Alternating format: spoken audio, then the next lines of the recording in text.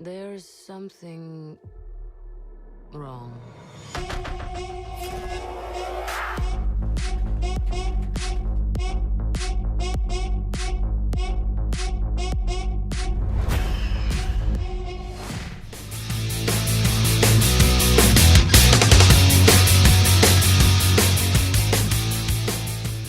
Welcome back to my film and TV channel. Hope you're all staying safe and well. We're going to look at a superhero film today. Yes, the latest in a long line of them. And we're looking at Thunderbolts with an asterisk. Yes, the asterisk will become apparent at the end of the film. So watch it, you'll know what it's all about. 126 minutes, which is par for the course, isn't it, with Marvel? A 12A certificate. Tagline for this one, not super, not heroes, not giving up. Yeah, it's quite a good one, actually, that one. Of course, it's based on the Marvel Comics featuring the team Thunderbolts in the 36th film in the Marvel Cinematic Universe. The film was directed by Jake Schreier. Stars an ensemble cast, as you'd expect. The lead for me, and the very good lead, Florence Pugh, Sebastian Stan, Wyatt Russell, Olga Kurylenko, Lewis Pullman, Geraldine Viswanathan, David Harbour, Hannah John Kamen, and Julia Louis-Dreyfus. Yes, in the film, a group of anti-heroes. There we go. I'm sure you all know about Thunderbolts if you're into your Marvel anyway.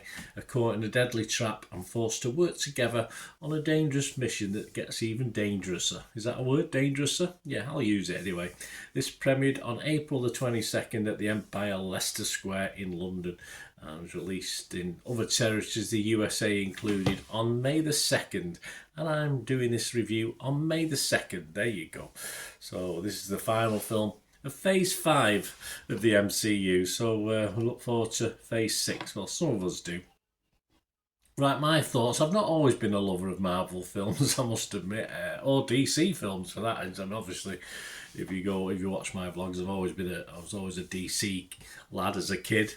But as long as the film's good, it doesn't bother me whether it's DC or Marvel. I don't get into all the fighting talk between the two. And I like Thunderbolts, and I can't say that about a lot of the other 35 films in this MCU universe, or MC universe. Yes, there's a bit of verbal diarrhea, which is in most films not particularly funny, a little bit bland at times actually. I don't mind verbal as long as it moves the story along and a bit of humour. But I thought the humour just struggled at times in this. It's a half decent story, a simple story. With a good ending, yeah, an interesting ending as well. It's a setup, of course it is, it's Marvel. It's a setup, of course, for Phase 6, it's a setup for some other characters, etc. So it's exactly what you'd expect from the Marvel, but as I say, apart from, I thought this had a better story than some of them. Florence Pugh, of course, is the main one in this, and sets the tone for the action and humour throughout. So any sort of good action and humour sort of centres around Florence's character anyway. Nicholas Barber of the BBC liked it. He rated Pugh as well. He scored it an 8. He said at both ends of the spectrum, Pugh delivers a performance which would win her awards if it weren't a superhero film. Well, we could win awards if it was a superhero film. She delivers her punchlines with expert timing, especially when she's bickering and bantering with the Red Guardian. Yes, pain, the Red Guardian, actually, for me. But she can also radiate raw emotion, and all while maintaining a decent Russian accent. Not really. I didn't think so. It's a bit formulaic, if you can call an accent formulaic, and cartwheeling through acrobatic fight scenes. Yes, she does that, okay. When it comes down to it, that's why Thunderbolts is so much better than most of Marvel's post-Endgame films. It's not just because it's a rough-edged, big-hearted spy thriller about lovably clueless anti-heroes. It's because it has an actor as charismatic as Pugh at its centre, yes. So thanks to Nicholas, I think he likes Pugh, doesn't he? Most of the remaining cast, I think, do a pretty good job as well. And I'll tell you what, someone else I liked is as the baddie in this, one of the baddies in this, the main baddie is Julia Louis-Dreyfus. I thought she played a great role in this. I was quite impressed. So Pugh and Dreyfus will do it for me. It's a film that's got a story. It's not just a mishmash of verbal diarrhea and some CGI, as I found some of the Marvel stuff. It is incredibly simple, the story. And yes, we do take a trip, let's say, to another dimension, which I'm not into all this different world, different character, these characters are there in all different dimensions and universes, multi-universe and all this. I'm not really into that. It's a get out for me. I mean, if someone dies, I want them to be dead. I don't want another version to be alive somewhere else that can come back. It ruins it. But we do get a visit to another dimension in this. But it doesn't overcomplicate things and doesn't try and wear us out. This one, it's quite simply done. For me, out of the 35 that have become before, I'm all right. Without thinking back and going through them all, I'm putting this in the top 10. Might be even pushing for top 5. I just enjoyed it. I perhaps was in the mood for it. I think some of these superhero films, you have to be sort of in the mood for it, don't you? But of course, the superheroes we thought we could do without become the hodgepodge we all needed for this one. And I was happy with this. One of the better Marvel efforts, certainly in recent times. I'm not saying going back to day one, phase one, film one, but yeah, certainly in recent years, this is the one I enjoyed a lot. To be honest with you, I'd recommend it. And say, if you're a Marvel fan, you probably would watch it, whether I recommend it or not. But just be know that Bernard isn't overly impressed with some of them. I was quite impressed with this one. Other scores, Rotten Tomatoes, 205 critics. It's getting a 7.1 out of 10. That's fair enough. The consensus says, assembling a ragtag band of underdogs with Florence Pugh as their magnetic standout.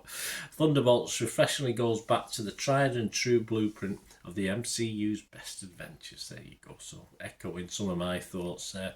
That's 181 fresh and 24 rotten. Metacritic scored this 68 out of 100. That's 50 critics, 39 were positive. There was 10 mixed and 1 negative. I won't name and shame the negative one.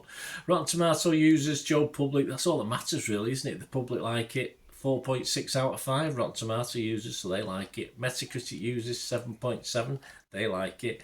And you go over to Internet Movie Database, all right, only 15,000 reviews, which is, at this stage of the game, quite low. It'll be in its tens of thousands and hundreds of thousands by the time this gets widely released. It's getting on Internet Movie Database a 7.8. Well liked. I can't see that dropping much below a 7.5 over time, in fairness, once it's got that established that sort of figure. My scores, yes, I was definitely fresh on Rotten Tomatoes. Probably 80-20 in the fresh camp. I was positive, therefore, in Metacritic. And I'm going to give this, all right, it doesn't sound high, but it is high for me in Marvel Cinematic Universe. Say 2-hour films, I always think they struggle to fill the time, but so all right, there was probably 10 or 15 minutes of it I could have probably done without, but no, it filled the time up pretty well. So I'm going to give this a very, very watchable 7 out of 10. So if you've seen my reviews on the MCU, that does probably put it definitely into the top 10 over the years. But that's my score. Let me know your score, guys. Hope you enjoyed this little review today. What I try and do, I try and give it a sort of little difference of opinion with other people as well, so I include that in my review. That's just how I do things. If you like how I do it and you want to help support the channel in the future going forward, all I ever ask is you keep watching and listening. Please to help me out, guys. If you watch the ads, if the ads on this YouTube ads, that helps in a